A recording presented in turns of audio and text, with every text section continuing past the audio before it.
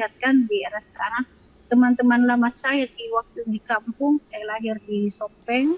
Di Sopeng. Jadi kalau ada teman saya yang melihat sebagai seorang perempuan, biasa komennya begini, oh ternyata kau juga bisa jadi perempuan ya.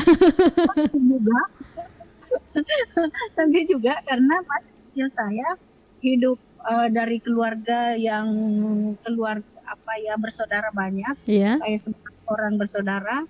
Sejarah nama saya adalah Saka. Bahasa tersangkut karena tiga kakak di atas saya ada meninggal berturut-turut, maka doa orang tua untuk hidup dan tersangkut di hidup. Itu menjadi spirit bagi saya, dan selalu saya katakan ini yang luar biasa yang harus saya buktikan bahwa saya tersangkut di dunia harus bermanfaat, harus berguna, dan harus menggunakan kesempatan itu dan tidak mengecewakan doa dan Jadi nama itu adalah doa dan terus bersemangat untuk menampilkan yang terbaik. 678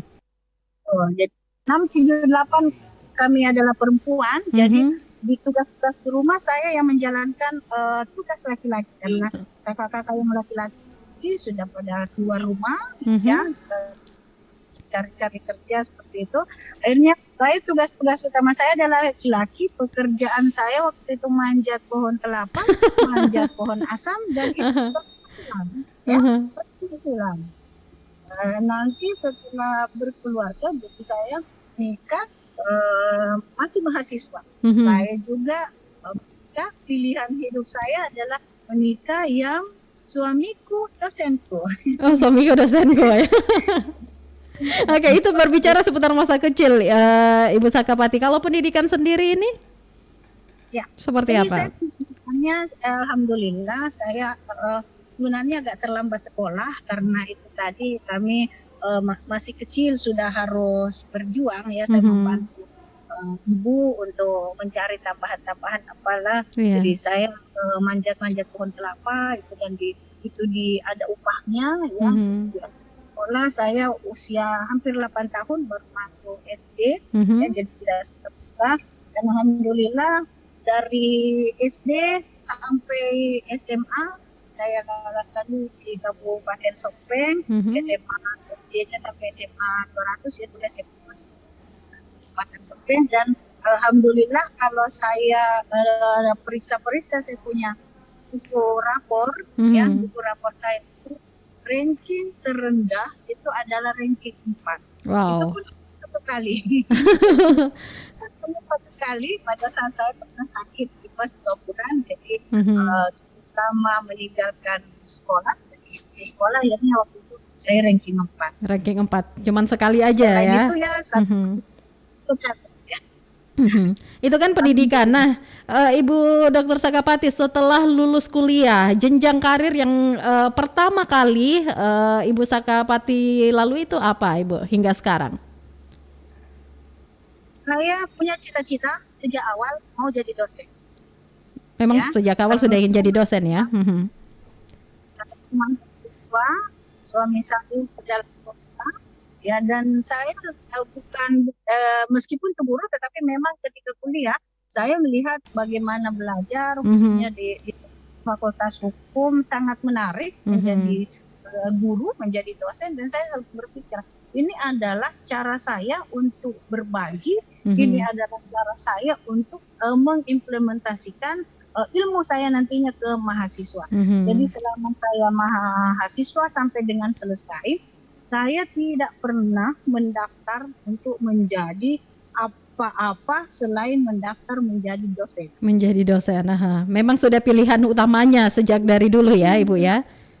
Dan ada hikmah di balik itu ya, dalam proses dinamika perjalanan hidup yang menjadikan saya juga untuk tetap semangat. Saya itu 6 kali mendaftar jadi dosen baru lulus. Ya. Bukan karena persoalan apa, tetapi saya kembalikan bahwa itu adalah belum waktunya. Belum waktunya. Kalaupun alasan itu alasan politik ya, alasan saya kebetulan ketua senat, jadi pada saat itu ya mungkin namanya aktivis ada hal-hal yang ya dianggap seperti apa sehingga belum terbuka kesempatan. Namun ya Tuhan juga, prinsip saya adalah tidak akan kemana kalau sudah ada menjadi takdir dari Allah ya. Di tahun ke-6 ya, yang ke-6 kali alhamdulillah lulus P3. Konsisten dan cita-cita saya. Kalaupun saya bilang kalaupun tidak kalau lulus di Unhas maksud saya ya, jadi dosen di Unhas. Oh, memang selesai, 94 saya selesai, 95 sudah mengajar di swasta ya, kita ikut-ikut mengajar di swasta. 97 saya fokus ikut suami keluar untuk sekolah, jadi fokus mengurus rumah tangga. Ya 2000 setelah kembali lagi baru mulai lagi untuk S2 kemudian S3 ya saya bilang cukup di Unhas karena sudah punya keluarga, suami juga sudah di sini, maka alhamdulillah S1, S2, S3 di Unhas. Wow. Jadi selalu setia di Unhas ya, Ibu Sakapati ya. Ini kan sangat menginspirasi sekali perempuan yang ada di luar sana, masyarakat yang tengah memonitor siaran kita di PUG kali ini, Ibu Sakapati. Nah, bagaimana sih menjadi tips untuk menjadi seorang akademisi atau menjadi seorang dosen? Apakah memang salah satu langkahnya ya harus jenjang pendidikannya dilihat dulu atau ada hal lain yang memang harus diperhitungkan ini, Ibu Sakapati? Itu secara administrasi pendidikan, tetapi yang bagi saya yang paling penting adalah bagaimana kita selalu untuk belajar ya, menggali potensi dan kemampuan yang kita miliki dan kemudian mengembangkannya. Bagi perempuan selalu saya mengatakan bahwa seorang perempuan itu punya banyak talenta, begitu banyak potensi yang dimiliki oleh seorang perempuan, tetapi yang masalah dari seorang perempuan adalah apa? Tidak menyadari bahwa punya kemampuan yang luar biasa. Sehingga itulah yang harus selalu kita mengatakan bahwa stigma atau stereotip yang ada di dalam masyarakat bahwa perempuan itu hanya di dapur, sumur, kasur, itu bukan hal yang harus kita orang perempuan mampu menerus dengan caranya memberikan nilai kepada diri kita sebagai seorang perempuan. Saya harus belajar, saya harus tetap berinteraksi, saya harus membangun akses, membangun jaringan dan harus memperlihatkan bahwa memang saya ini layak, saya ini mampu, dan saya ini bisa untuk hadir di kehidupan ini dan kita bersatu setara dengan mereka. Oke. Ini yang harus didengar oleh seluruh perempuan yang ada ya, yang khususnya yang tengah memonitor siaran kita. Ini Ibu Sakapati juga dikenal rutin turun ke masyarakat dan juga melakukan aktivitas sosial lainnya. Bisa diceritakan ini Ibu Sakapati? Itu suatu kebahagiaan ya. Kalau saya berangkat dari pengalaman, saya selalu mengatakan bahwa pengalaman hidup adalah proses pembelajaran yang bisa menjadikan jalan untuk kita. Saya kebetulan saya lahir di keluarga yang tidak berada, ya. Beruntung orang-orang yang melakukan bersaudara, hanya saya yang sekolah tinggi, ya, sekolah tinggi ya sampai sarjana.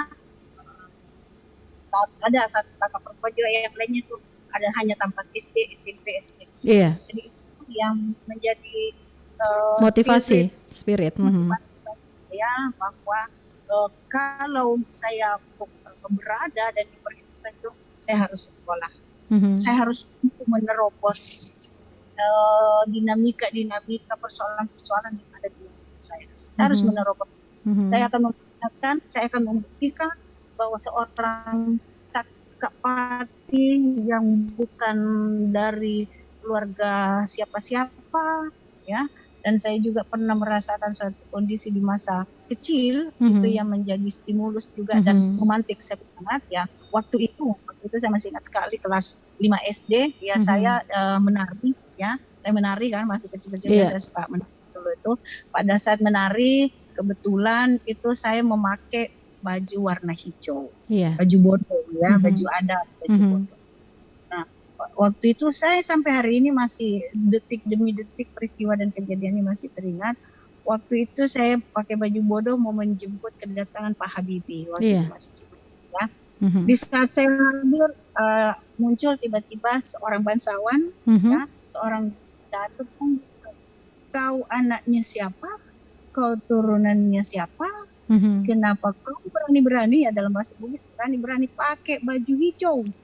Baju hijau itu adalah untuk orang bangsawan, untuk Andi. Kau bukan seorang anak kecil di kelas 5 SD di usia 11 tahun, waktu itu ya saya 11 tahun masih sekali, menjadi berpikir, apa salah saya? Ya, apa salah saya? Apa sih yang membedakan saya dengan antara bangsawan dengan tidak? Dan saya melihat dalam perjalanan hidup kemudian ternyata ketika kita diperhitungkan, kemudian harus mencintai. Nah, saya ingin mengatakan dan melihat bahwa bukan, kalau yang namanya Andi, yang namanya bangsawan, bukan takdir saya, karena itu adalah persoalan takdir.